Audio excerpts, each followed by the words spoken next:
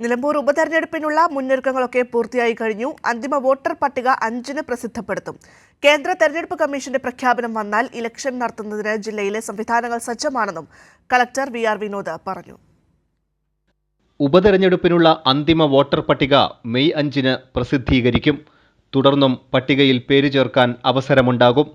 ഉപതെരഞ്ഞെടുപ്പിനുള്ള voting യന്ത്രങ്ങൾ, VVPAT മെഷീനുകൾ എന്നിവയുടെ പ്രാഥമിക പരിശോധന പൂർത്തിയാക്കിയിട്ടുണ്ട്. 408 ബാലറ്റ് യൂണിറ്റുകളുടെയും കൺട്രോൾ യൂണിറ്റുകളുടെയും VVPAT യൂണിറ്റുകളുടെയും പരിശോധനയും പൂർത്തീകരിച്ചു. മുന്നൊരുക്കങ്ങൾ പൂർത്തിയായി കഴിഞ്ഞെന്നും ജില്ലാ കളക്ടർ പറഞ്ഞു. നിലമ്പൂർ ഉപതെരഞ്ഞെടുപ്പ് നടത്തുന്നത് സംബന്ധിച്ചിട്ടുള്ള ക്രമീകരണങ്ങൾ ജില്ലയിൽ പൂർത്തിയായി വരുന്നു. വോട്ടിംഗ് മെഷീനുകളുടെ ഫസ്റ്റ് ലെവൽ ചെക്കിംഗ് പൂർത്തിയായി കഴിഞ്ഞു. വിവിധ പരിശീലന ക്ലാസുകൾ നമ്മൾ ആരംഭിച്ചു. 1100 വോട്ടർമാർക്ക് ഒരു പോളിംഗ് ബൂത്ത് എന്ന നിലയിലാണ് ക്രമീകരിച്ചിട്ടുള്ളത്. നിലമ്പൂർ മണ്ഡലത്തിൽ 59 പോളിംഗ് ബൂത്തുകളാണ് പുതിയതായി വന്നത്.